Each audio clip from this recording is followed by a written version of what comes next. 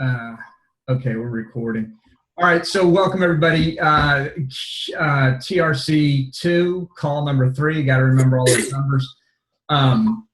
Glad to have you guys here. We anticipated there's probably just be a few people on the call. You know, it is Friday before Christmas, so that's great. So we have time for you guys that are here to go in depth into anything you want to cover. I don't really have any housekeeping this call, except to let you know that we're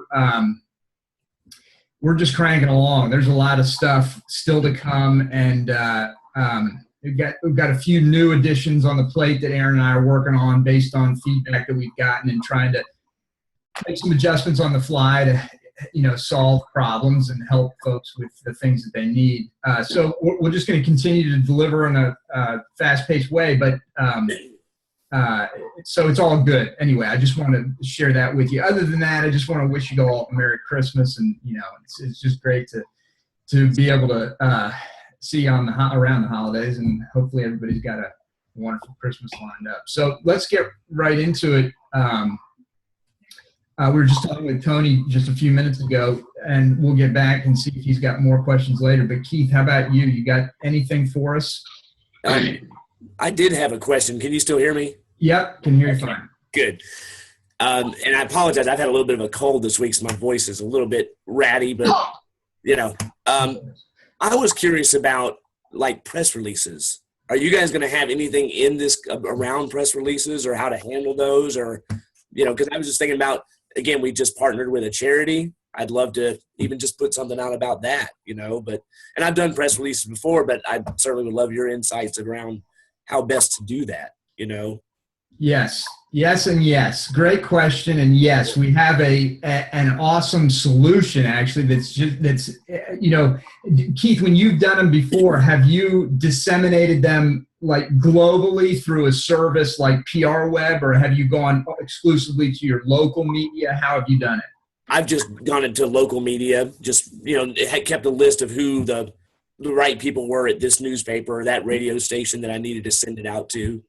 Awesome. And were you picked up? Did you get some traction with that? I have. I've been on the local TV channel here before because of a charity event we did actually at one time. So beautiful. That's beautiful. That's perfect. And it's great that you've already established those contacts. And frankly, very few small business owners ever do that. And it is a marketing best practice without a doubt to establish those relationships with the local media. So yes, so to answer your question, we do, and that's a big piece going forward that we want to, well, it's not a big piece, but it's an important piece that we're going to add on. But we also have something very cool, a service that I have access to that is, we're going to work it out. So we're going to set it up as sort of a contest and award some of these things. Let me back up. I have access to a service that is very, very good. It's similar to PR Web in that it's a global distribution of your press release. So it doesn't specifically help with the local stuff, and that's where your connections come in handy, and what, you know, that's important. But what it does help with is it gets you a ton of backlinks. It gets you SEO. It improves your SEO by giving you backlinks. It gets your name onto Google, and it does some other. There are additional benefits to it as well. So it's a very helpful thing. It's powerful. PR Web charges like $300 to do one of these releases. There won't be any additional charge to you guys. But what we want to do is, since I only have a few of these available at this point, we're going to hand them out based on some different criteria or qualifications we're going to come up with. But so that's sort of a bonus thing. But to your question specifically on local, absolutely, we will provide you with some templates for press releases that you can use, and we can work with you to help get the language right. But you've got some experience in that clearly, so maybe you can help all of us too with what you know. But yeah, we will definitely leverage that. Cool. Awesome. Let me jump in here real quick, if you don't mind, Eric. So I'm going to quickly share my screen for you guys. Can you do it? Yeah, good. You there? Okay, so look at this. How do you do a press release over a lawnmower and make it hit? Right. Well, here's a beautiful example. All right. This is from Ad Week. All right. So you can find it right there. They put together a piece of pieces of sheet metal, put their press release on the sheet metal, bolted it together, and sent it. Right. And it hit. Of course, they got picked up because it was just such a unique way to get the word out. I'm not saying to do something like this, but I'm saying, if you really want to get picked up, do something like this. Right. It's just a beautiful example of how to, break the mold and get new traction. Yeah, no doubt. That's cool stuff. And it kind of reminds me of all the, back when lumpy mail was a big deal, and still is, it always will be, but it's whenever you can make an impact with your releases. Obviously that's not something you can fax or email. You gotta mail that puppy. But short of that, of doing something really dramatically unique like that, the best solution is relationship, developing some type of, and it goes to the whole theme of the referral challenge, which is all about relationships. Relationships with your charity, relationships with the media, relationships obviously with clients and stuff. So having those relationships will at least give you a better chance of getting your press release viewed or looked at or paid attention to, and therefore give you a better shot. Keith, when you did it in the past, when you got coverage for your charity, was it sort of the first time that you had sent something in that got picked up, or had you tried before, or what? How did that happen? I mean, I always tried to do press releases. I mean, when I could think of it and do it, but that, because of the charity, was the one. Well, I mean, the only times I've ever had it picked up was because I was doing something for charity, actually. So yeah. That's worked for me almost every time. Only time it didn't work was one time Obama was in town or some kind of thing, and that was a little bit bigger news than the charity thing I was running that day, apparently. But yeah, that sucks all the oxygen out of the room. There's no doubt. Go figure. Yeah. Yeah. Well, that you make a good point. I mean, doing something with a charity, that is newsworthy. Just you having a real good business. There's a lot of newsworthy angles you can come up with, but certainly charity is good, and particularly local charity when you're going after your local news.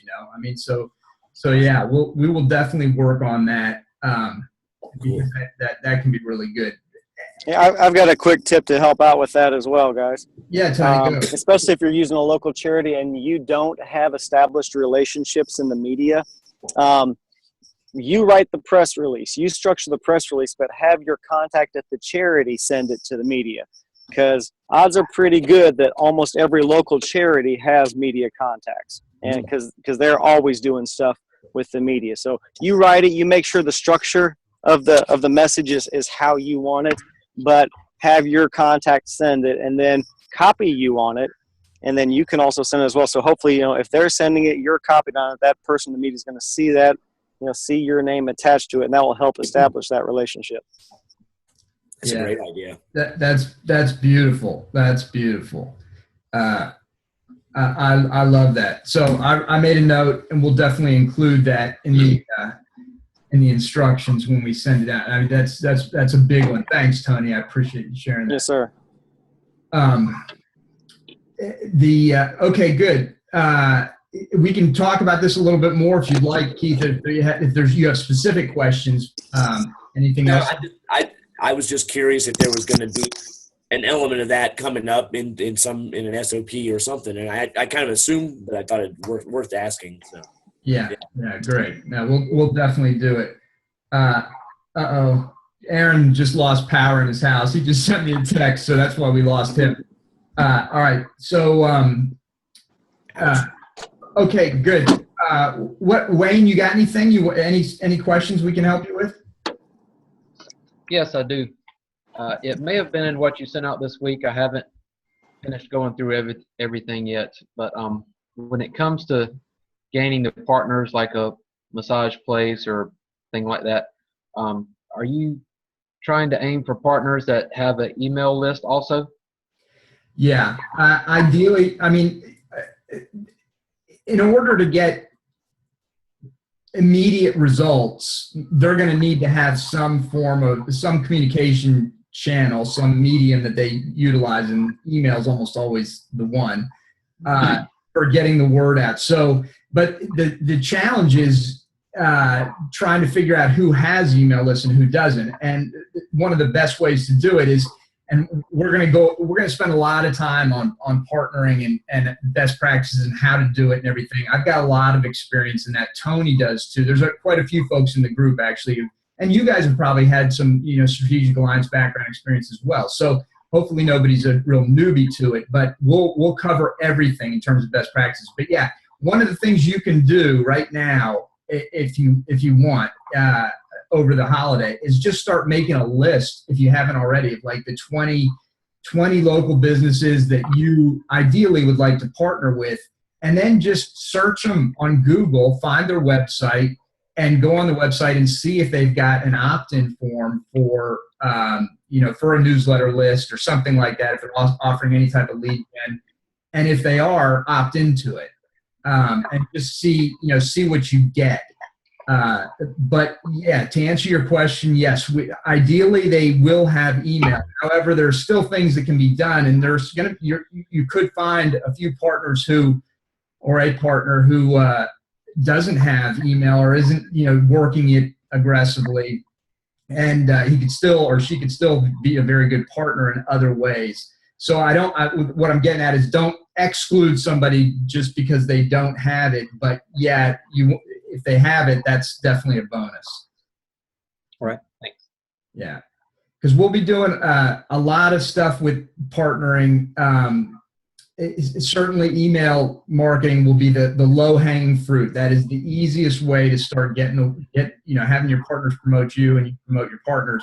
But there are other things that can be done, as I mentioned, as some neat things that we'll get into deeply. Like, to give you an example, I mean, just doing little, for instance, if you've got a partner who's a chiropractor, just saying, hey, to your list, just going, hey, I've got next Wednesday, I'm going to be doing a 15 or 20-minute Facebook video or Zoom video interview of John Smith, the chiropractor down the street, specifically about low back pain or specifically about knee issues or something like that, and inviting your people to come and watch, get educated a little bit from this person, and then at the end offering them an opportunity to download something for free or get a special offer or something along those lines.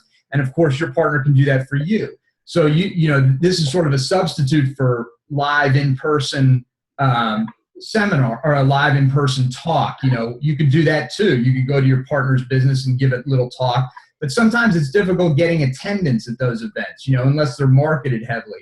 Whereas with an online event like a Zoom call or a Facebook video or something like that, a Facebook interview, you can get a lot of attention pretty quickly because anybody can pick up their phone or get on their computer. So there's quite a few different things that we'll be talking about and doing. But again, to your question, yeah, email is great, and ideally they have a list. Great, thanks. Let me just add one other thing. One of the unique aspects of the referral challenge, and you guys will see this over the next few weeks, is a piece called the Local Referral Partner Network. And that is going to be a tool whereby Aaron and I will train your partners for you, and it's free for them. So you just invite, it's going to be a closed, a private Facebook group, and you can invite your partners to join the group. There's no cost to them. And inside the group itself, they're not going to get access to the member site stuff, but inside the group, we're going to put some training videos. We'll have some tools, and we'll be on there to answer questions and stuff like that. So because, one of the most challenging things is bringing these small business owners, your potential partners, up to your level in terms of marketing knowledge and appreciation of the power of alliances. And so Aaron and I will help you with that by training them up for you, keeping them engaged and motivated so they always see the big picture and the benefits, and that should spur on your relationship and your the productivity of your relationship with them. All right, Wayne, anything else? Yeah, I was looking back at the eye on the ball KPI worksheet, Yeah. and this might just be a guesstimate. I've only been open a year. I'm not sure how long an average client lifespan is. Okay. Well, do you keep pretty good records of your clients? Do you Yeah. have that data? Yeah. Do you know, like if you were to open up your CRM or wherever you store that data, let's say you've been open for a year, approximately how many clients do you think you've had in that time period? Or maybe you know exactly. Not exactly, but total has been about 210. We currently have 130. Okay. All right, fine. So you've 80 have come and gone. So it would be interesting to see of those 80 how long they stayed. So maybe are you able to filter out those 80 people in your CRM and then look at the time they joined and when they quit? Sure. Yeah. Yeah. Good. Just to give you a sense, because I mean, initially you can you probably have a feel for it to some degree. What is your feel for how long you think an average a client stays with you? I don't know, 6 months to a year, I'd like to think. We have people sign a year commitment. But there's been people, either they move or they just leave for various reasons. Sure. Yeah. No, I'm going to be ramping up a lot of nutrition stuff in the upcoming year and trying to do more of this, building the culture to keep people around longer. So hopefully that'll increase. Yeah. Yeah. What is your average client pay? What do they pay per month? Well, we've been going up a little bit every few months. Right now the past few months we're at $147 a month. Okay, $147 a month. All right. So, yeah. So it would be very interesting. I mean, not just interesting, but a real good education for you to work through those numbers and really start nailing them down. In terms of the average client lifetime, right now, I would do your best to look at your data and try and figure out how, particularly look at those people because active people, you don't know how much longer they're going to stay. But the people who've come and gone, you have definitive start and end dates. So I would look at those people and try and get an average of how long they're staying, just so you have a baseline. Because in order to measure something, you need to have a baseline. You need to know where you're starting from, and it's so let's say you find out it's 6 months. Well, that gives you a real good target, because if you can even add a month onto that to increase it to 7 months, then all other things being equal, you've just increased your revenue, whatever number of clients times 1 month income. You just popped your revenue that much. So it's a huge deal. The longer you keep them, the more profitable your business becomes. So that's about the best feedback I can give you right now for determining what your average lifetime, average client lifetime is. Let me ask, Wayne, is this what did you do before this? Did you have a personal training clientele? Or, what is your background before your new facility? From 02 to 06, I was a personal trainer, and then I became a police officer, and I'm still a police officer. Outstanding. Thank you for your service. Absolutely. What's your backup? I've got it to the point now that I'm going to go part-time in police by February and full-time in the gym. Okay. So do you do any training then, or do you have just your staff doing it?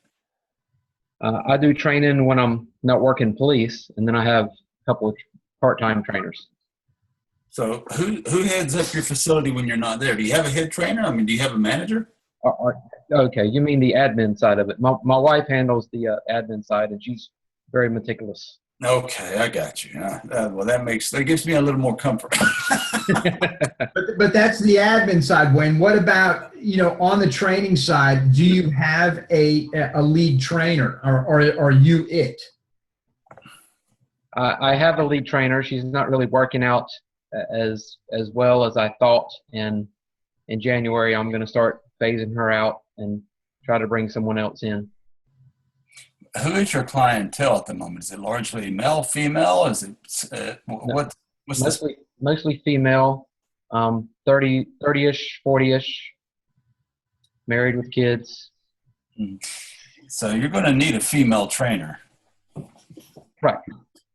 Ideally, yeah. But sometimes, yeah, it just depends. But yeah, I would agree. It's nice to have a female, that's for sure. Yeah. So other than her, how many other trainers do you have, or is it just the two of you? There's one other part-time trainer. Okay. All right. You know what? Back in the NPE days, with Duplicator, which is a management system, one of the things that we had everybody do is, and it was cheaper back then, things have changed a little bit now, but we had people basically running ads for trainers a good portion of the year so that you're constantly generating leads for trainers. Now, for you, that might be overkill because you're only looking for one or two. But see, what happens is that people, they have trainers, everything's going fine, and then suddenly one or two of them or a key person bails on you, and then you're scrambling. And you're like, oh, now I got to generate leads. I got to interview all these leads. I got to put somebody in place, and it's got to happen today. You know, it's that kind of thing. And that's when mistakes are made. You've probably heard the term hire slow, fire fast. Well, the only way to really ensure that you can do that is to have some leads in the funnel already. And so back then we used to a lot of folks advertised on Craigslist, and so we set them up with the landing page and the everything, the copy that they needed for the landing page and the ads and stuff like that. How do you advertise right now, or how are you planning on advertising for if you want to fill a new spot? The way I've done it is reaching out to people that I knew were members at other gyms like CrossFit places and asking if they knew anyone that may be interested in training, that either already is a trainer or would be interested in becoming a trainer. Yeah, and that's great. Working your warm market, your relationships and stuff like that. Have you now? You said that there's some issues with the lead trainer. Are you looking at? Are you in the process of looking for somebody to replace her? Is it that severe yet, or will? Well, I've taken most of January off from police, so I'll be able to be there just about full time. So I'm going to start phasing her out then. I mean, I found out that she's lied about a bunch of things. I mean, it's a lot of drama. Yeah. I'm sure it happens in a lot of places. Oh, yeah. You see Keith nodding. Yeah.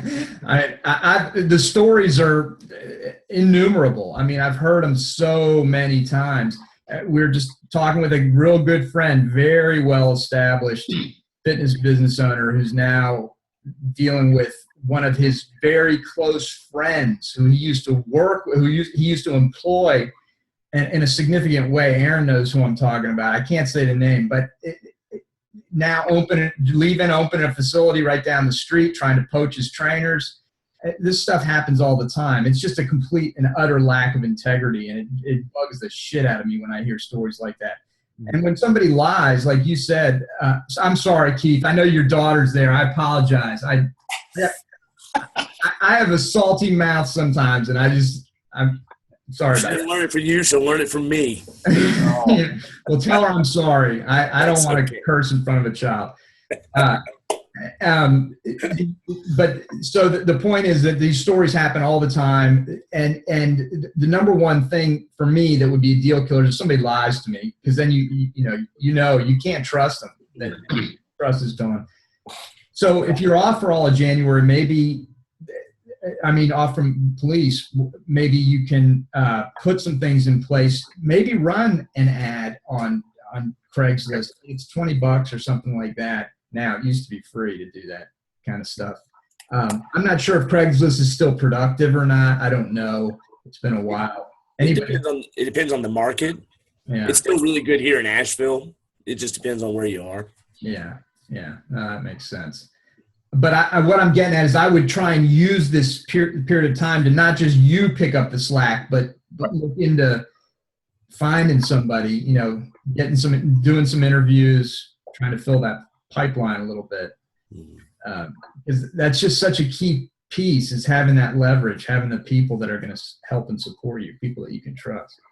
I've tried having the trainer be someone who not just leads the session, but like during the week we'll reach out to people with texting or phone calls, emails, asking how they're doing. That's the personal aspect we're trying to do with the boot camp, and that's one of the things that she wasn't doing. I've had to do it myself. Oh yeah. And that's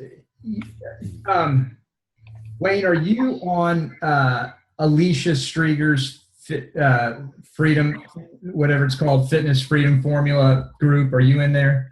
No, I think I've heard of it. The reason I mention it, and I don't ever want to give people direct people to things that are going to distract them. Particularly now you're working with us, and I wanted you to maintain your focus. But the reason I mention her is that Alicia used to run the boot camp. She had a very, very successful boot camp right here in our hometown. It's not my hometown, but where we live in Orlando. And Camelia and I used to go to it. And anyway, we're good friends. Alicia's our neighbor. And so she has a tremendous amount of experience with boot camp related issues. So it might be worthwhile for you to, and I'm happy to introduce you to her, just to ask a question on that group and get some feedback, if not from her, from some other folks, about this hiring process and what they recommend, what folks are doing now in order to speed things up. It's not really my AOE, so that's why I'm kind of referring you to her for that specific situation. But anyway, food for thought. What's the name of the group again? Fitness Business Freedom Formula. There should be a link. There is a link in the referral challenge. I'm just trying to think of where it is. Anyway, here, I'll give it to you right now. I'll just give it to you in the chat. I've heard of it before. Yeah, but she's a nice woman. Ran a very successful boot camp and then sold it for a nice chunk of change. So she's a smart lady. Yeah, let me find it. Okay, got it. All right, I'm just going to put it in the chat here.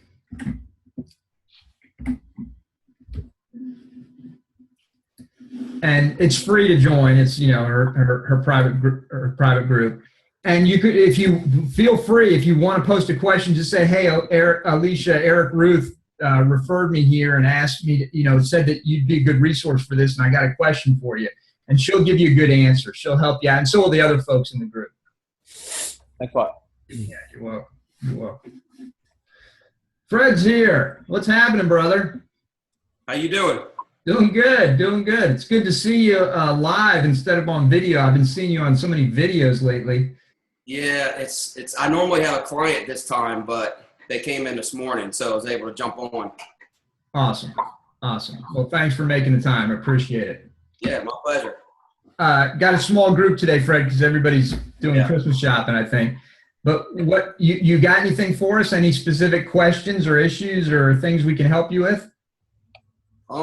Actually, I think I'm good. I'm just fine tuning and implementing, filling in the holes, based on the stuff that y'all shared. It's amazing stuff.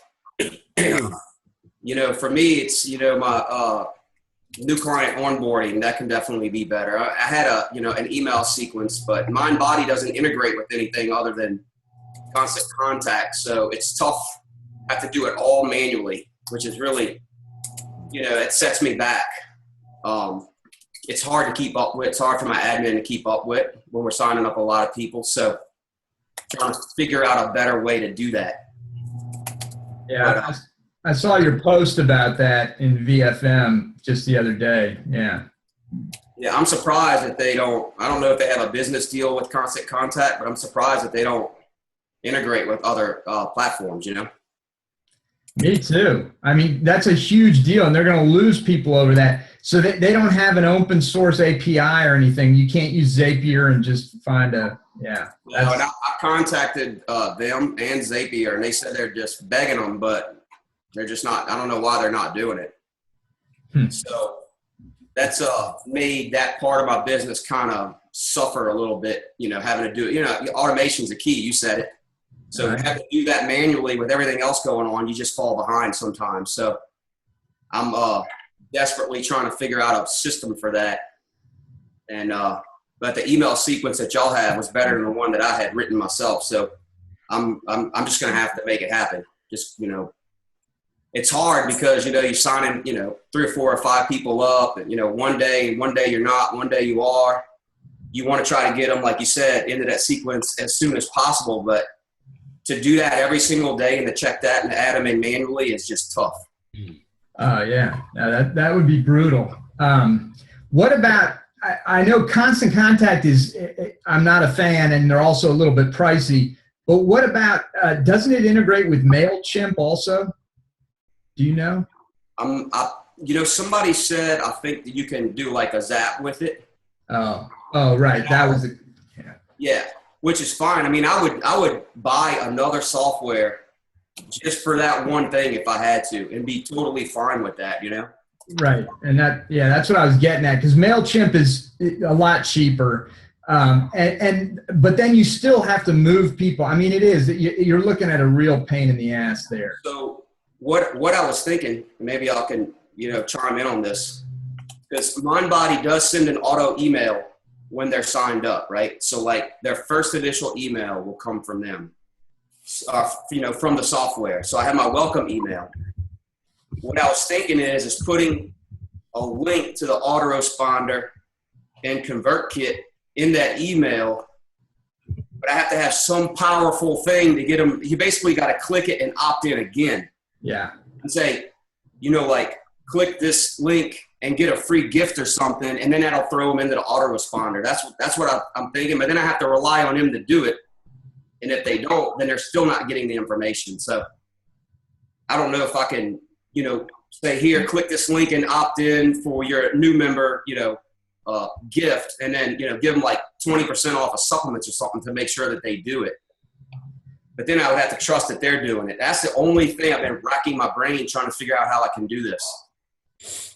Yeah. But I think you're on to a real good, at least some way to fix this, at least temporarily. And yes. So, I think that's wise, because Convert, what can you do? Well, let's walk me through the process of how you onboard at the point of sale. What happens? What happens with a client? How do you bring them in at the point of sale? So for their strategy sessions? Yeah, they go through the strategy session. They've agreed to purchase. So you take their credit card. You guys just input the data in MindBody at that point? Yep. Yeah, we input the data in MindBody, and we print their contract. They can sign it there. They'll release a liability. And then, when you complete the whole thing, they'll automatically get their welcome email. And so that's the end of the process. And then, of course, schedule them depending on what they're buying. What do you mean when they complete the whole thing? So after you've entered their purchase information and the contract is printed, once that purchase information goes into MindBody, isn't that auto email triggered at that point? Yes. Okay, so what I'm getting at is they should be getting that email instantaneously while they're still in front of you. So maybe, you can have a process where you can manually just say, hey, can you, if they've got it on their phone, hey, can you check your email? If not, and I know this is a pain in the ass, but if they don't have it on their phone, maybe you can get them to log in. That might be too much, right? At a computer at your facility. But let's say they have it on their phone, which a lot of people do. They have their email on their phone. They can go in right there while you're with them and click that link. Well, still, that's only for MindBody. What can you? Sorry, Keith. Yeah. What else could you do? You could trigger another. Well, that's what I was just thinking. I got another idea. Instead of having another opt-in, if I just add a link that has a trigger. So the minute they click it, it tags them for something and throws them into the sequence. I just have to either tell them to do it right while they're sitting there or offer them some free gift, which is fine with me, because it's very important. Oh yeah. I have got to get these people in this sequence, Right. Right. I have racked my brain. I have talked to tons of people. No one can figure out a good way other than manually, which is, let's just be honest, you get behind. Sometimes during the day, even though I know I have to do it, or the admin will get caught up. So I'm gonna try that. And I got it. I got it. How about this?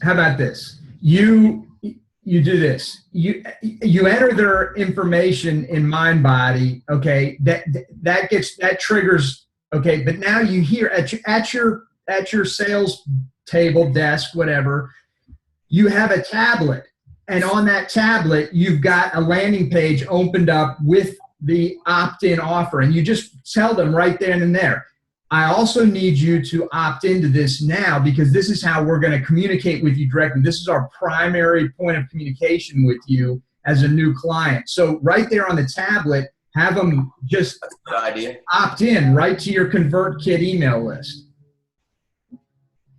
Very good. Yeah. And We'll probably need to put together an SOP on that. We need an SOP on everything, damn it. Hey, if you want things to work, there has to be an operating procedure. It's just that simple. No doubt about it. No doubt about it. But I think that will solve your problem right there, because you want to have them do it live. You don't want to have to rely on them checking another email when they get home and maybe being confused. That's a good idea. Yeah. Right. And I could even have it in a welcome email as a backup, just in case. If you haven't, opted into our new member, I have to call it something fancy, then you can do that here. New member communication portal or something like that. Yeah. That sucks. That's what we do to get them to, join our Facebook pages and do all our other stuff. And so it's pretty good. It might work, but I like this idea a lot better. That way I know for a fact. That's a real good idea. Yeah. Yeah. While you've got them right there in front of you, there's nothing more powerful when it comes to influence and selling. And that's basically what you're doing, is selling them on an idea of opting in, doing it face to face. Yeah. Very good. Very good. All right. Thank you for that. Hey, Fred, let me ask you a question since we got you here. You do a lot with signs. I see, you post your stuff, and I heard you talk about it in different ways. You do a lot of signage. Is that accurate? Would you? Yes. Who do you use? Is there a particular vendor that you use? And or somebody that you recommend, and how often do you change banners and things like that in your facility? The guy that I use to create all my banners is local. Okay. Yeah, his wife is actually a member of the gym, so he gets all of our business with the signs. I do update them. If I get a new baseball team, then I'll hang up their logo in the gym. The referral thing, I've upgraded that.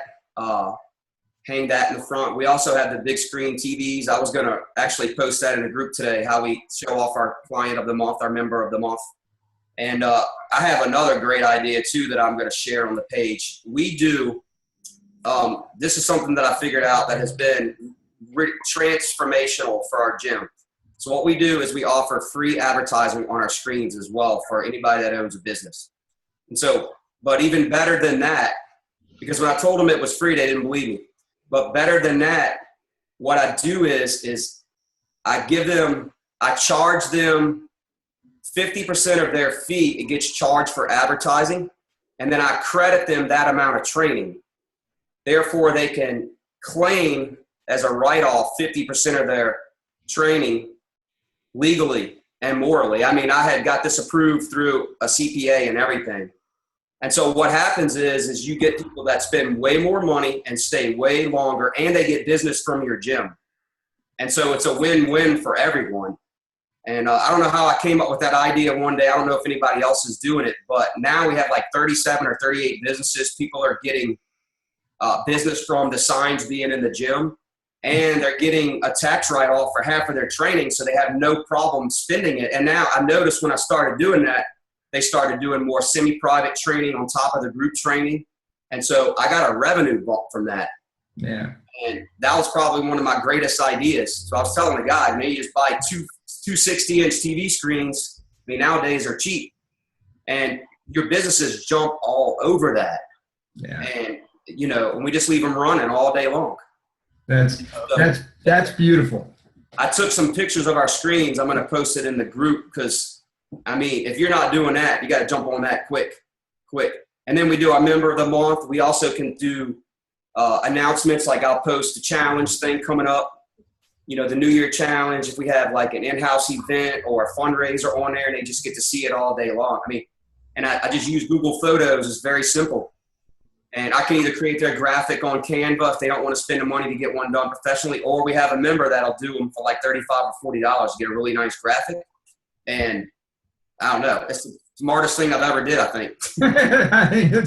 I think it's awesome. And, you know, the other side of that is that when we start talking about partnering, you've got built-in partners. You've got built-in strategic alliance partners. These people that are buying advertising from you, you know, you're helping them. Now you can show them other ways they can grow too by, you know, working together with you in a local mastermind and doing some, you know, all sorts of things. So it's just huge. That's beautiful, man. Congratulations. And it's a referral generating machine. And I tell people all the time when they, you know, like with the latest product that I released, they were like, you know, where's all the stuff for your ad campaigns? My ad campaigns are walking around in my gym and they're free. Yeah. You know what I mean? Like our clientele generates all of our members. I really don't have to do that much Facebook ads. I mean, I do them for the online business, but not for my gym because I don't need to. Yeah. I don't need to. Yeah. So, you know, I mean, that's why this program that you have, and I'm not just telling you this because you're here, it's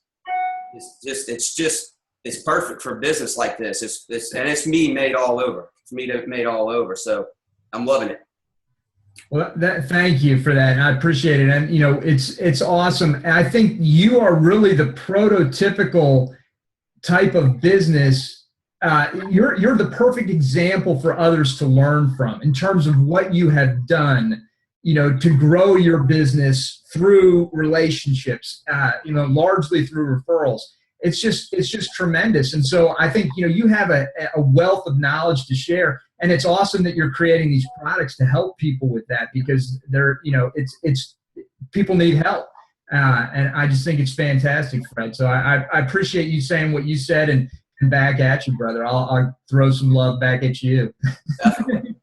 I tell you, I'll be honest with you. You know, the money that I've spent on advertising outside of just my referral fees is, you wouldn't believe it if I showed it to you. It's next to nothing. You know, because I spend money on advertising, but it's all inside the four walls of my business. And so, like you were saying, those 36 people that advertise, it's like a business mastermind, like a BNI group almost, but it's free. Plus they can claim their training, and they come, and then they're recruiting their family and all their friends, and it just makes your tribe that much stronger. Like it's just an incredible thing. So, Yeah. Your 36 people, are they all entrepreneurs? Are they business owners? They are a combination. They're a combination of two. Like we got some network marketers that have their stuff up there, and it's mostly, I would say, mostly local small businesses. Okay. You mentioned sports teams. Do you do sports team? I mean, do you sponsor the sports teams with the banners as well? I do. Yeah, I have we train 7 teams throughout the year right now. I just really started doing a lot of the team training because my other facility was it was 4,000 square feet, which is pretty big, but we were so packed with general population that I really couldn't get teams in there. And then when we moved, now we're picking up on the teams. But yeah, I sponsor all the teams. I mean, that's pretty much a given whenever you have the team all year long for training. So it's beneficial for both of us. But yeah, when we sign up a team, we automatically get their logo and we put a banner up in the gym for them. So, and that's just building that tribe, man, building that community. staying in touch with the coaches and the parents. And, you know, if you got a good service and you're giving back, then your people will always stay with you. You know, I just feel like, I mean, that's it's simply put, that's what's worked for me. So there's a couple of lessons here that are very noteworthy. You know, for example, you know, a highly branded gym like Iron Job would never do this. They would never do it because now you've got non-branded material filtered throughout the facility. And I say they wouldn't do it. As soon as I say that, sure as the world, they'll turn around and do it. But typically, historically, that would be off the table, right? But it's genius in the idea that your whole culture is built around it. I think it's genius, man. I mean, I'm assuming, how big are the banners? How big are these signs? They are typically like 5x5, or if you have a longer name, it might be 3x8 or something like that. I'll take some pictures of all my banners and post them up in the group. Yeah. Yeah, I'm a sign person. I plan on filling up all the walls. I mean, I just think that, it works for me. I don't know that everybody would want to do that, but I like the signage, and little by little. And actually, even better than that, I've actually had some of my businesses come to me and say, hey, the next time you do an event, why don't you ask for sponsors? And I was like, really? And they were like, man, I mean, put my logo on your little banner and I'll sponsor you. I'm like, so that's going to be my new thing, so, and they're just, they're looking for write-offs, and they want to, they're happy with what they're getting, and they know that I'm sharing, their information, they're sharing my information, and, we support the fire department. We have their flag hanging up, the local police department, the sheriff's department, flags are all hanging up in the gym. They all get discounts if they come here. And so, yeah, one thing that I really wanted to do when I opened up my gym 3 years ago, I was well known because I was a trainer at a gym for 15 years here, was to just brand myself that I was going to be the guy that was going to support the people who supported me. And so that's what I do. And it's like, and we get clients, and, even with a little bit of attrition, we're always growing. How big is your town, Fred? We have, after Hurricane Katrina, it grew a little bit, but I think we have about 45,000. Okay, so that's a decent sized town. Yeah, it's a decent sized town. Yeah, I mean, we have, people always ask me about competition. We have one club in the city that has 3 big clubs across the town, and then we have a LA Fitness, a Planet Fitness, and then we have like 6 CrossFit facilities, boxes or whatever. And but they opened up 2 big old clubs, and everybody was worried, and I just crushed it that year that they all opened up, because I do something different. And like you said, like he was saying for Iron Tribe, like those people don't support anybody in the local community. Like they're not. If they are, it's on a very small scale, and whatever, they had their business model. But I probably do need to make a caveat there. These guys have sunk in $1.5 million to date right now in charities, and so they are a huge give back community. So they do a lot of things right. There's no doubt about it. But one of the advantages that an independent has over a franchise type is the ability. And I don't know with you, Wayne, how you're restricted as a franchisee. But oftentimes independents, you have more. Well, not oftentimes, almost always independents have more. You can do more. You can do more with your business. You can make it more personality driven. You don't have to adhere to strict rules and regulations. But with yours, Wayne, are you restricted in any way in things that you can or can't do in terms of who you can partner with, who you can, how you can promote your business and things like that? Yeah, we're free to do pretty much whatever we want. All right, that's good. That's good. Hey, go ahead and ask your question, Wayne, that you typed out to Fred. Yeah, I was asking Fred. He says he puts stuff on the TVs in the gym. I just want to know how he does it. Like, what kind of presentation it is, or how it's put out on the TVs? So we have 60-inch TVs, and in the back of the TV, there's an HDMI. We use a Chrome bit that has Google. And so I'll upload all the pictures to Google Photos, and then I make a file, an advertising file. And then when you open it up on the TV, there's a slideshow option. And then I just run the slideshow. It was the easiest and cheapest way to do it. And literally it's like 10-minute setup other than hanging up the TVs. So it's just like a PowerPoint. It just slides and it just shows we get a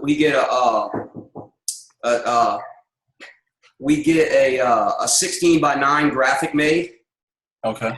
It's just a JPEG. And then when you open up the file and you hit slideshow, it does 5 seconds on each slide continuously. You're talking about in Google Pictures, when you open up the Google Pictures, there's a slide option? Yep. Well, you got to create an album. Right. And then once you open the album, there's an option to do a slideshow. Because if you just open up the album, you either have to click manually or tell it to do it yourself. So it works perfect. Great, thanks. Is there audio with that, Fred? If I want it to be. Yeah. Yeah. All right. Yeah. Nice. Yeah, that's powerful. It's amazing what you can do with that. Dentists, I think back, 15 years ago or so, were the ones who sort of pioneered that advertising mechanism. When you're sitting in the chair, they got a TV right in front of you showing all sorts of stuff. Yep. And now it's broadened out. So yeah, that's now, like what I've learned in here is, we have this.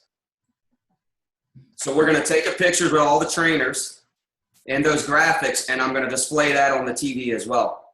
Nice. So in between all the advertisements, we're going to have a trainer there with a picture of this saying thank you, that we love our clients and that kind of thing. So they'll see that as well. You know what would be fun? One of the great things about imagery is that it can be seared into the brain, really. And we know repetition is powerful. But so one of the things you could do, like with that, saying thank you is an incredibly powerful sentiment, feeling that you're sharing. But what's going to make it even more powerful is if it's seen, not just seen, but really absorbed. And the way to get that to occur potentially could be to have each of your trainers doing something in the picture that's unique or different. Maybe you got somebody doing a handstand with the thing, attached to his shirt. I don't know. Somebody doing a curl or somebody doing a one arm, over, whatever. You could do all sorts of funky stuff with it and show in the picture because that gets attention and it can really sear that stuff into the brain. But I think just the repetition of showing that thank you from a lot of different people, that's powerful, man. Yeah. It's, we were doing it from time to time, but like you said, it wasn't standard. It wasn't a procedure, a process, or a system. So we're going to plug that. We're plugging that in too right away. Also, if we do like an event and we have pictures, I'll throw those up, on the slideshow for a little while for people that didn't get a chance to go. Like some of our Christmas pictures are up on there, stuff like that. So the cool thing about Google Photos, man, you just throw a photo in the thing, restart it on the TV, and it's up. It's so simple, so simple. And I don't know, the whole advertising thing, that's just, I always tell everybody I talk to, you got to jump on that quick. Yeah, no doubt. That's great because, the easiest sale to make, and I know because I used to sell advertising, the easiest sale to make to a local business owner is advertising. If you just say, hey, here for $100, I'll run your ad or whatever for $100, and you can barter with them too, like you're doing. People, they will jump all over it. They love advertising. And I think it's a great foot in the door strategy too, clearly for developing those relationships. Hey, I'll advertise your business. They like the fact that you're advertising for them. And then you get them to work out at your place of business. You're starting to really develop a relationship there. Yeah, that's right. How many locations do you have? Just this one. Okay, so you moved from the 4,000 a foot to a bigger place, right? How far down the street was that? It's not that far. It's about maybe a mile, but I moved into a business park. All right, so you didn't lose any clientele with the move, right? All right, so then how many total clients do you have right now? I haven't looked lately, but the last check I did was 495. Okay, so a 495, that's huge, by the way. A 495, you got 36 entrepreneurs giving you advertising stuff, right? Of those 36, have you tracked at all if they've received any business from the other, 480 people or 450 people? I don't really track it, but every time they get a sale of some sort, they'll let me know. I probably should start tracking it and using that as a sales technique. Yeah. It's pretty new. I've only been doing it, probably been doing it since maybe August. And, I had the idea of doing something like that, and then it came to me about the advertisement and the way that I work it out with the training and how we charge for it. But, so in the new year, in like some of the new member emails, there's going to be a call to action. Hey, if you own a small business, this is what we're doing for you. And, I'll have testimonies from some of my clients that have gotten business plugged into there too. And same thing we do with our referrals, we just constantly remind them. We remind them, and, it's like standard for us, for our coaches, when we call our clients together after our sessions to, go over all of our announcement, to one, say, hey, don't forget our referral program. Don't forget, refer. And, we have an evergreen referral program. We do the contest and stuff as well. But, we're going to be adding that to get more people up on the screen if possible. That's fantastic. Wayne, is your boot camp indoor boot camp? Yeah. Okay, good. So you could do screens too at some point. Yeah. Keith, what about you? Your facilities, you have a facility, right? Not a boot camp? Right. Yeah. Okay. I do a lot of the same stuff Fred does, small group, team training, some one-on-one. It sounds like a similar setup. Okay. All right. It's smaller a bit. Most are. Yeah. What's your price points? Do you have tell about that? So we have we do private and semi-private, and our private training is $55 a session for everybody other than me, and it's a minimum of a 3-month commitment. So it's 2 to 3 times a week for 3 months. If they do semi-private, it's $35 a session, minimum of 3 months, and they can do a certain number of sessions. Then we have our large group program we do. It's called Training for Warriors. I'm sure you're familiar with that. We do an unlimited option. If you sign up for 6 months, it's $109 per month. If you sign up for a year, it's $99 per month. And then we have a small group option, which is 10 people per coach. There's really no limit on the TFW because it's just large group programming. It's easier to do. I say there's no limit. There is a limit, but not really. We don't sell it that way. For the small group, it's not more than 10 people per coach. And that's a totally different programming. It does require more coaching and stuff. That is $179 for a 12-month commitment, or $219 for a 6-month commitment. And so the way that we work our business model is we try to get them in some group option and then upsell them to semi-private as like an add-on. We call it the elite upgrade.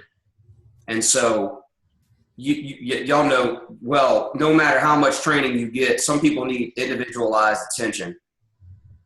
And, the thing is, it's like a psychological thing in my mind. They say they can only afford a certain amount because they have it allotted for what they think they're buying. But then when you show them the value of a semi-private session on top of what they're doing, then they have new money to spend on that. And so that's how we get, that's how we get the price per person up. And so the majority of our clients are paying for both at one time. Wow. Yeah. So, we integrate them in. We talk to them about it, because a lot of times part of the value of selling personal and private training, because it is more expensive, is getting to know the coach, right? Which you're not really going to get to do a whole lot in an hour in a strategy session. But if you come to groups and you come in 3 or 4 times a week and you get to know the guy and you really like him, you watch him training, and he says, hey, if you're interested in doing semi-private, if you want to step it up or focus on certain goals or certain areas, then we can do the elite upgrade for you, and then they're in. And so the other thing is, for me to grow my coaches and to help them to earn more money, they need to be able to coach the classes, because that's kind of like a definitive amount of money that they're going to get every week. If they have 10 or 15 classes a week, it's guaranteed no matter what. But they need 25, 30, or 35 hours, so we're plugging in those privates and semi-privates in between, and that's how I keep everybody, making good money and happy. Which is key. Yeah, that's all. Fred, do you do all the sales? I don't do any of the sales. Really? No, I have my admin sets up all the appointments, and she coincides with the trainers, and they set up the strategy sessions when they have the available times. All right. Good. I used to do them all. I realized I just can't do it because I was afraid to let go, because I can sell everybody. Yeah. I mean, if you sit in my office, you're not leaving without something. You just aren't. I kind of get that feeling. That's why I asked. Yeah. Yeah. I mean, you if you show up to my gym, you're going to be working out. Just the way it is. But then I got to where, you know how it is. I just got so busy. I couldn't do them all. And people started to have to wait longer to get to me. And finally I said, forget it. I just started doing sales training with the coaches. And it's tough. I had to teach them to ask for money. I'm like, dude, ask for money. Yeah. Don't be afraid to ask for money. You know how it is. They get afraid to ask for money. But now they're all hawks. And we just went, oh, well, when you see your paycheck grow, that fear of asking for money starts to go away, so. No doubt. And yeah, so they do it all. I haven't done a strategy session in a year and a half. How many trainers do you have? I have 7 people, and then 1 intern, and then myself. I do a little bit. My wife still does a tiny bit just for the fun of it. Are they full-time, part-time, what? I have 1, 2, 3. I have 4 people that are full-time, and I have 1 coach that's a teacher full-time, but he does a pretty good amount of hours in the afternoon. He's a go-getter. And then I have 1 female coach that's part-time, and she kind of just wants to work. Her niche is, 8 to 12 in the morning, which is perfect. It works out perfectly. Well, I'll tell you what, man, this is fascinating stuff. And I wouldn't mind, and I'm sure others probably wouldn't either, listen to, more of it. But we got to wrap up. But before we do, I just want to go around. And Keith, is there anything else that we can address with you specifically before we wrap this thing up? The only quick thing I had, and it was about when we were talking about referral partners earlier. Yeah. You mentioned local, obviously, like a local chiropractor or whatever. Does it make sense, though, to also possibly, like we have a Lululemon Athletica here, and honestly, my ideal client probably shops there. Yeah. A 40, 50-year-old woman who has the money to pay $100 for a pair of yoga pants. Right. Would it make sense to try to partner with them? I know they're a bigger group, and I don't know. Absolutely. But it's usually a little bit different the way it's structured with someone with like a Lululemon. For instance, Lululemon might not. Now I'm making a generalization here, and I think, I could be wrong, or it might vary from location to location. But I think in general terms, large corporations like that will rarely email on your behalf. Right. Unless you're doing something specifically for them. So the way that we would leverage that opportunity is you go to the Lululemon, and they're very good about bringing in local fitness professionals and having them share their expertise with their customers, but it's usually done on their premises. So they might mail on your behalf, but only to bring their customers into their own store to hear you talk. Right. So that's one of the ways that we would approach it with them that would be distinctly different from how we would approach it with standard local businesses that are not, national corporation. But yeah, absolutely, we'd look at that opportunity because you're right. Lululemon's very good about that. In fact, those of you who know Clint Howard, and you might know other people like this, but Clint Howard, an old friend of ours, of mine, and maybe some others, a very successful fitness business owner out of Oklahoma. He's also like a fitness model. The dude's in incredible shape. He's one of the featured trainers in a Lululemon. You go in and you see his picture like modeling some of their clothes, and so he gets gigs with them. But you don't have to be a male model to get these gigs, or a female model to get the gigs. Yeah, I know. Thank God. You can be normal. But anyway, yeah. So there's a lot of opportunity with people like Lululemon. But I think the the majority of the opportunity will come from standard local businesses. Cool. And listen, I know we're going to get out, but to Eric's point about Lululemon, each location no doubt is different. But here in Birmingham, especially when they first opened the doors, they would come to, well, they came to Iron Tribe, and they also came to Gauntlet Kickboxing. The whole staff would come and train at our facility. Yeah. To get to know us and their clients. So there's opportunities in those opportunities. Well, you might just invite them to come to your gym. They may do it. Right. A good point. Let me just add, if you read the origin story of Lululemon, which is out there, if you just search it on the web, they talk about that's how they built their business, organic growth. They went into all the local fitness businesses, worked out there, developed relationships with those fitness business owners, and then had those fitness business owners push their product, the Lululemon product. That's how they grew into this national chain very quickly. So it's a great model, but it's all relationship driven. Yeah. Yeah. Okay. So one last question from Wayne. Go ahead, Wayne. You typed it in. Yeah. Yep. Fred mentioned about his trainers, the money they get in their paycheck. It just sounded like he paid them commission for the sales. Is that right? I don't pay commission for sales, but I do pay a higher commission than most people do for what they do in their private and semi-private. So their class rate is a fixed rate.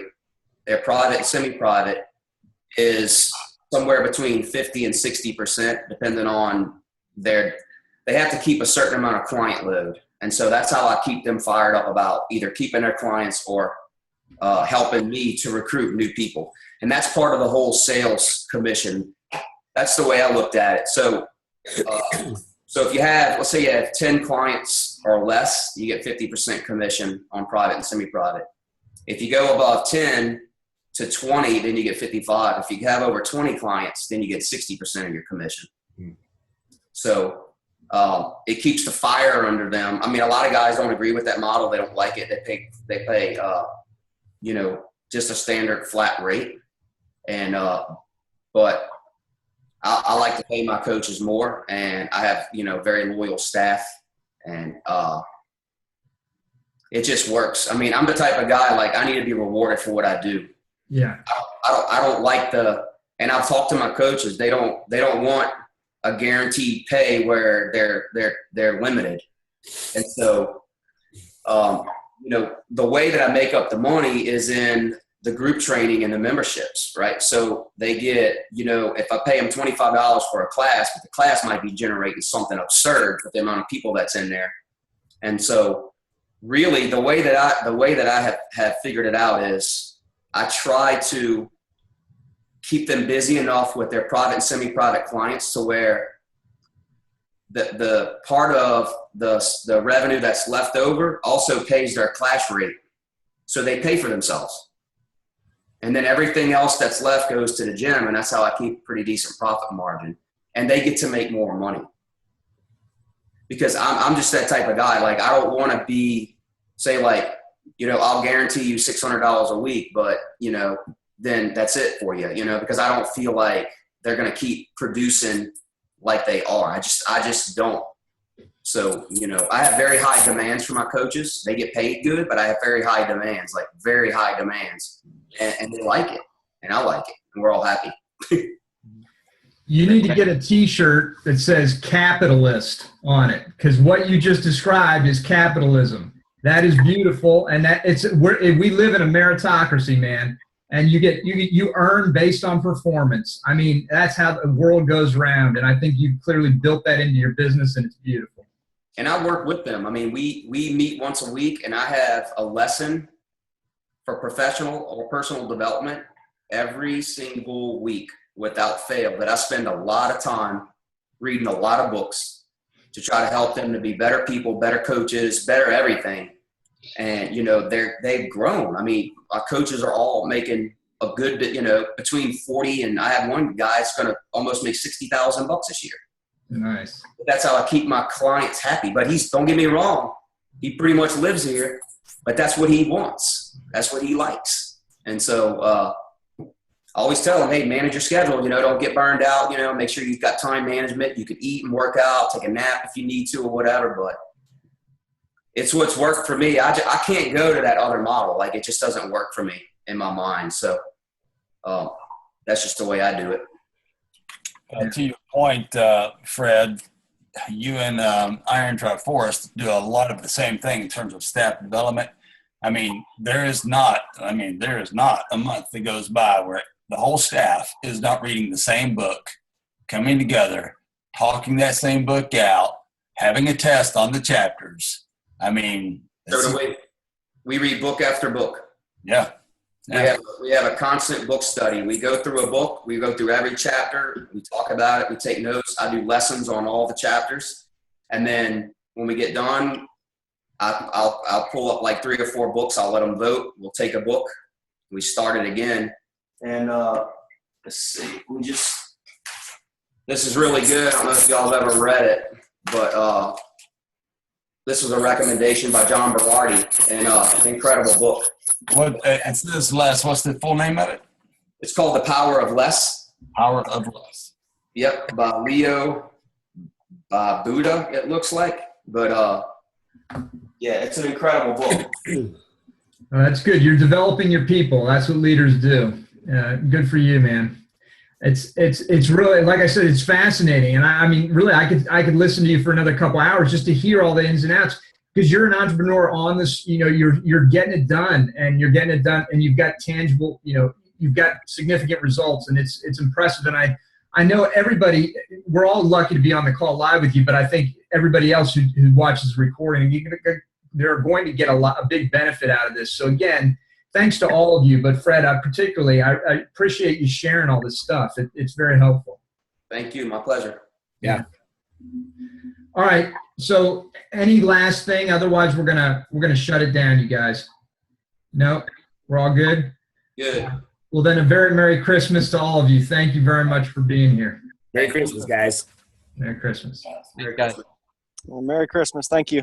Yeah. Take care.